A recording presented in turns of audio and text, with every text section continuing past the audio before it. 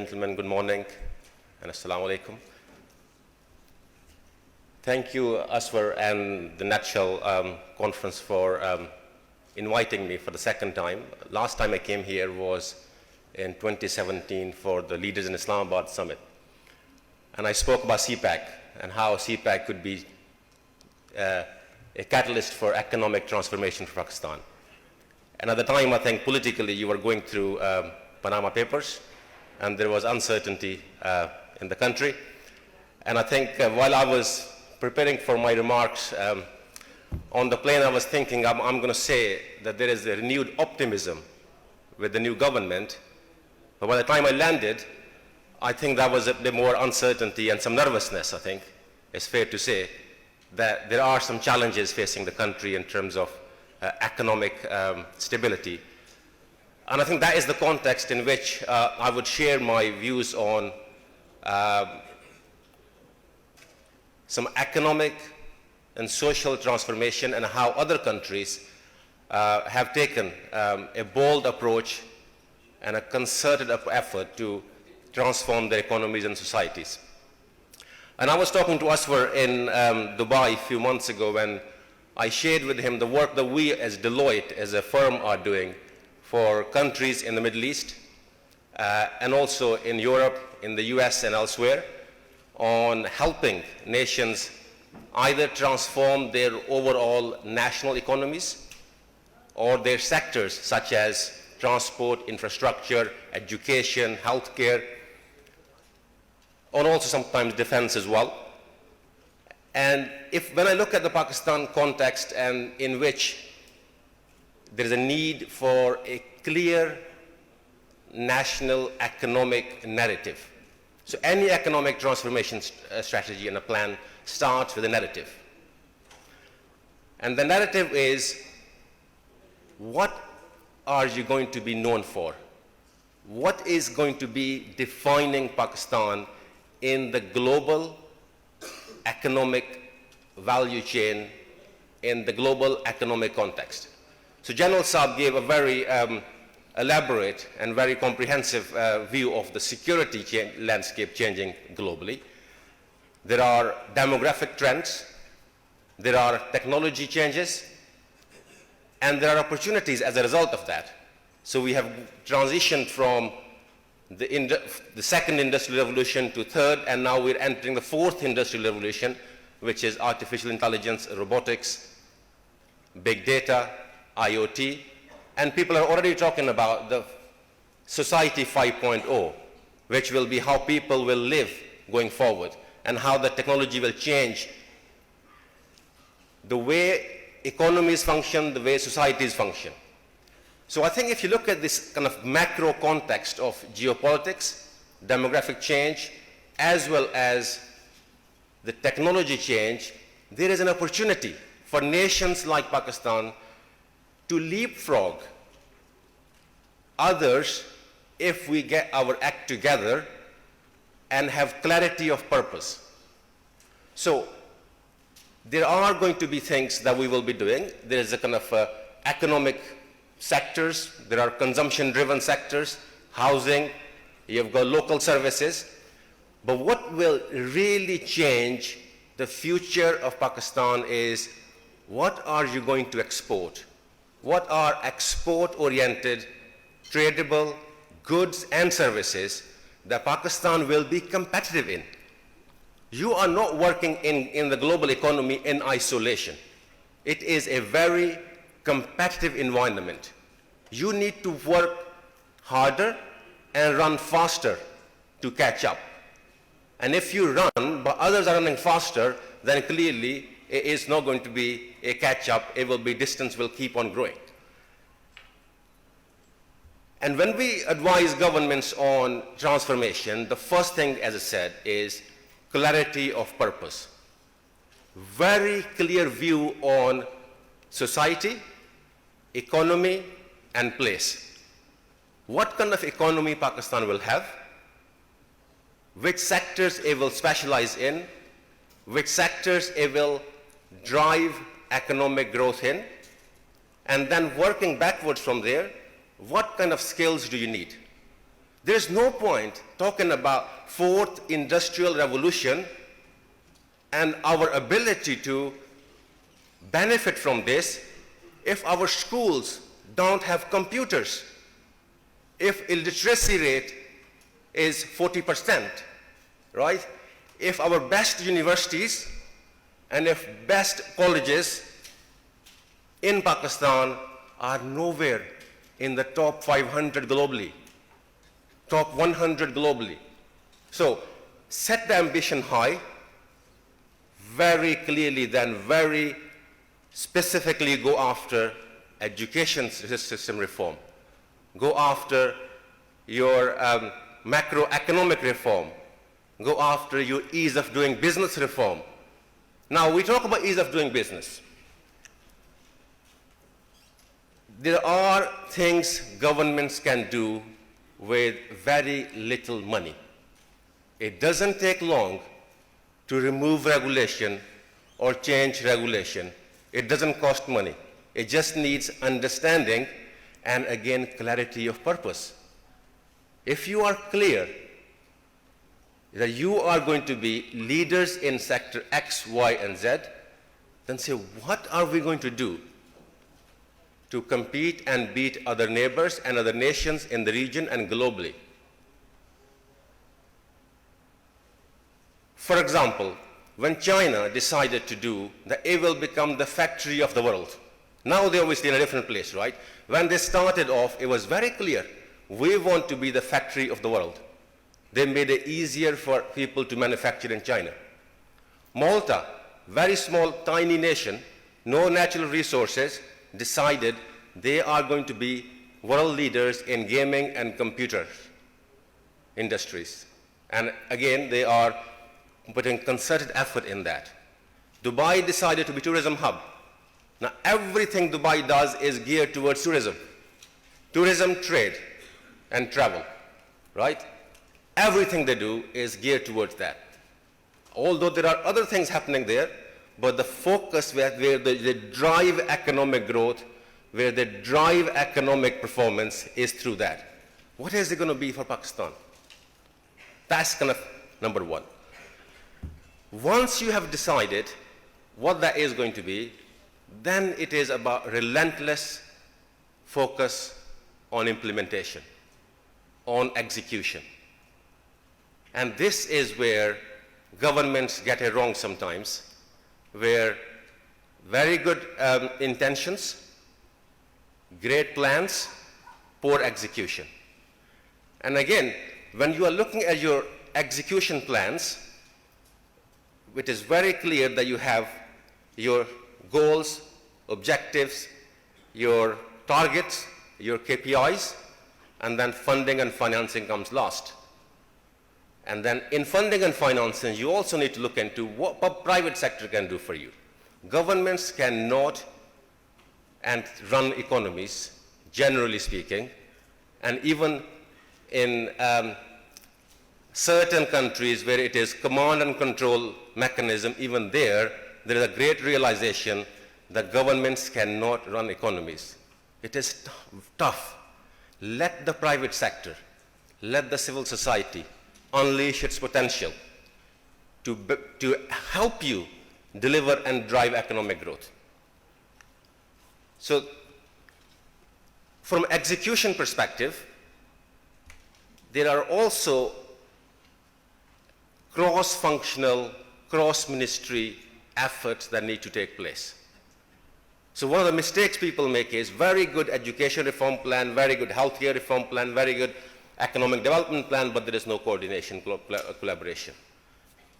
So some work we are doing in some country in the region where they wanted to reform education to get their economy moving.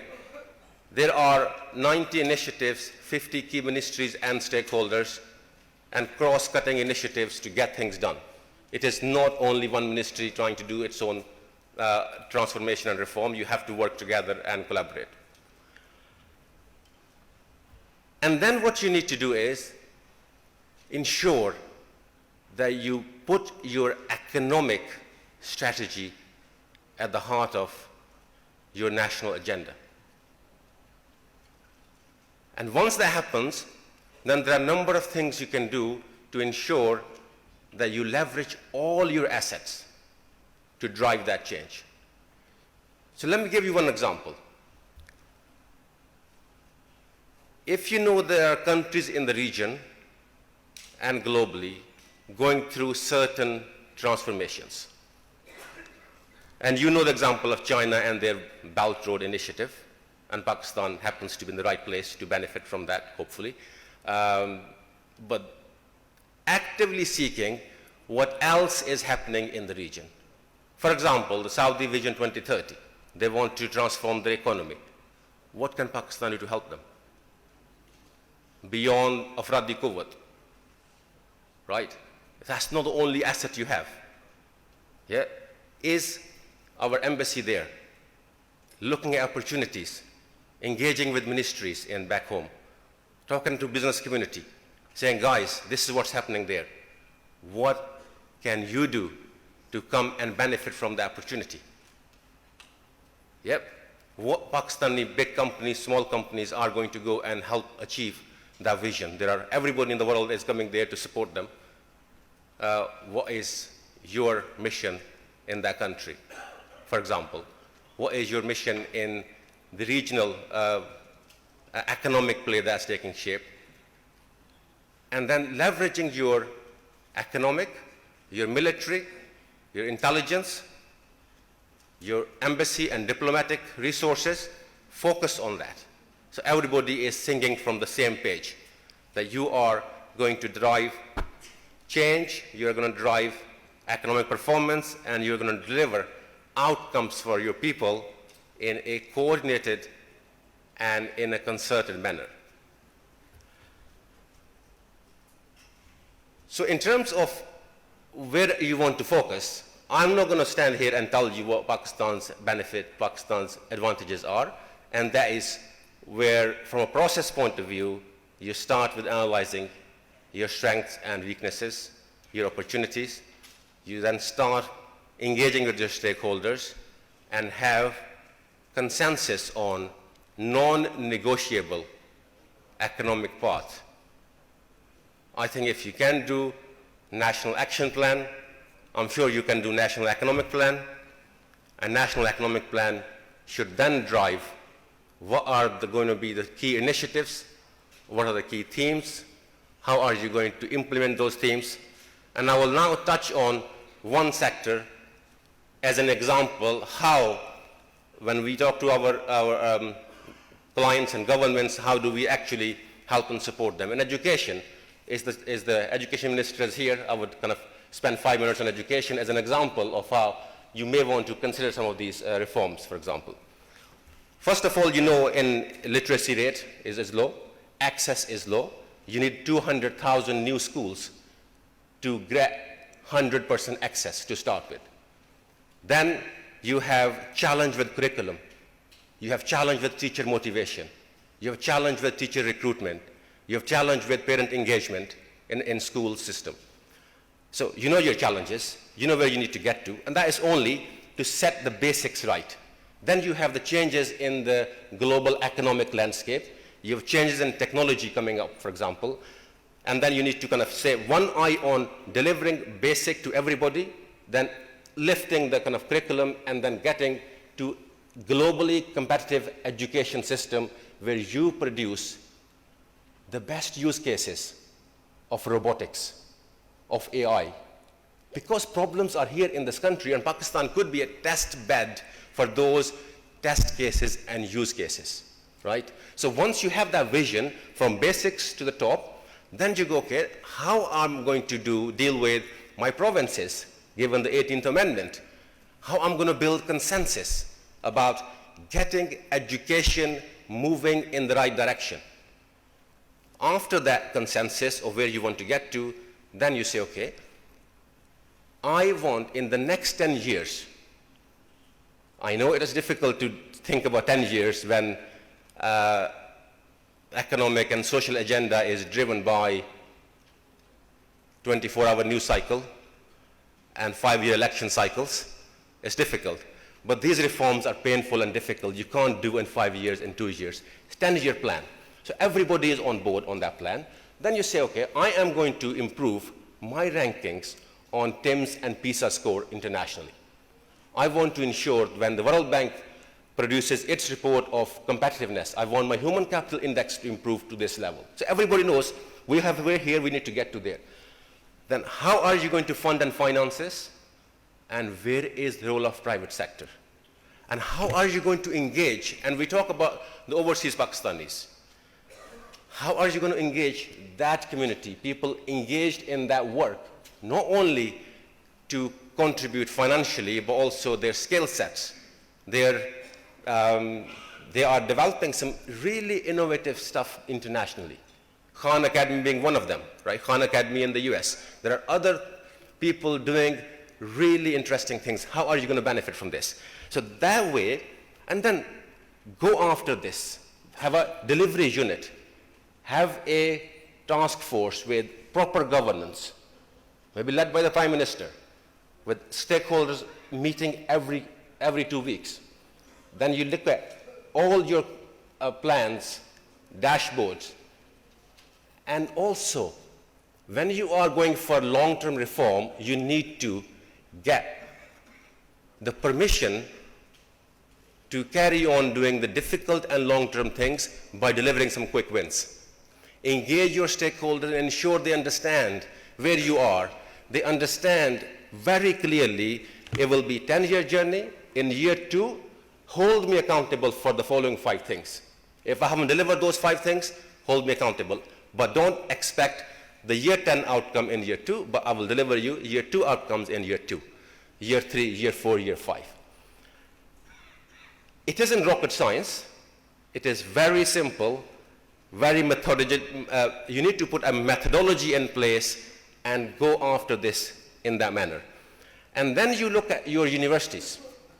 And I spoke about fourth industrial revolution.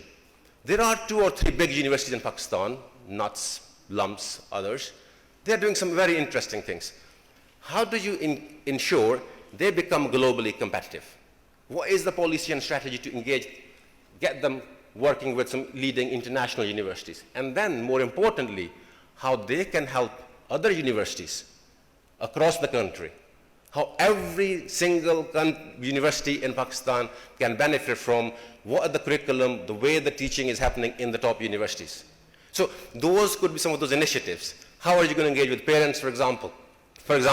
And those could be, again, very specific things you do. And then finally, when you have challenges and you need to course correct, when things move, things change, then again engage your stakeholders. There are some things that Pakistan needs to do which are, frankly, you have no choice. No matter what the economic change happens globally, you still have to educate your people to a basic level anyway, right? But then when things change in certain technologies and certain areas, then you course correct. And finally, you also engage with international and local business community to help them understand what you are doing is aligned with their labor force requirements in education space. Yep. And then have some case studies and some proof points that you have achieved the following. Look at what we did here. That has led to the following use case. And from there, this economic activity was driven, and as a result, these jobs were created. So that is the level of detail I wanted to share with you, my kind of perspective on how detailed it has to be for it to be impactful and for it to be measurable, for it to be meaningful. So going back to the point around use cases, Pakistan has got a massive challenge with tax avoidance, right? There are new technologies out there around blockchain, around AI, around big data, through which you can actually go after some of those individuals who are pretty wealthy. They send their kids to international schools, 5 times holidays, but the income is kind of pretty low on their tax returns. How did you go after those people? So if Pakistan can crack that one, then you go internationally and sell it to everybody in the world. That this is how you use AI. We have our own people who are AI experts. Yet there are also people who are absolutely capable of implementing the AI solution, working with regulations and regulators and government, we decided to do the following, and now look at the outcome, right? For example, Nadra, when you guys did the kind of a national ID, that was kind of pretty successful, I understand. Number of other countries want to do the same thing. So why Pakistani companies and Pakistani firms, and supported by the state, why are they not going after some of those opportunities internationally and actually going on the front foot from the point of view of economic diplomacy? Yeah, Pakistan matters, but it should not only matter from a security perspective. It should matter from an economic perspective too. The brains and the talent that is in this country should be leveraged to deliver some game-changing things in the world. There should be some IP coming out of Pakistan. It should not always be, receiving the technologies from outside. So you have some of the biggest problems right now. Water shortages, power shortages, tax avoidance, agriculture reform and lack of productivity, for example, right? So you can test some of those things here in a way that the world will benefit from that. If you could crack the code for increasing productivity in agriculture, yeah, dealing with the challenges of pesticides, that will unleash economic prosperity in your rural communities. That will help feed the world. But also that can be an export-oriented technology play for you. Yeah, it doesn't have to be only in computers. It's how you use computers for solving those problems. And some countries in this region, by the way, are doing some of those things. And you need to keep an eye on that. Either learn from it and go a step ahead of it. So this is, I wanted to share with you, start with a clear vision. What is core focus of Pakistan going to be from an economic perspective? Drive your society behind it, reform your education accordingly, have your economic policies in place accordingly, leverage all your assets, including economic, military, and I say military because military manufacturing could also help civilian manufacturing as well, if you can combine the two. Yeah? And then diplomatic, and all your assets overseas as well. And that way you can actually get this reform going. And this is what other countries do. And other countries where we work with them, some successful ones, they have very detailed plans. They go relentlessly on execution. They keep an eye on their performance and then clearly change course as required. So I would finish by 3 key messages. Number 1, these transformations are long-term. Don't expect immediate outcomes, but do expect and try to deliver immediate, quick wins to build confidence. Number 2, be confident, be ambitious, and also ensure that you work together. This is not a choice. Economic development and economy will help you achieve your political and security objectives. Without it, it's going to be very difficult. Thank you very much.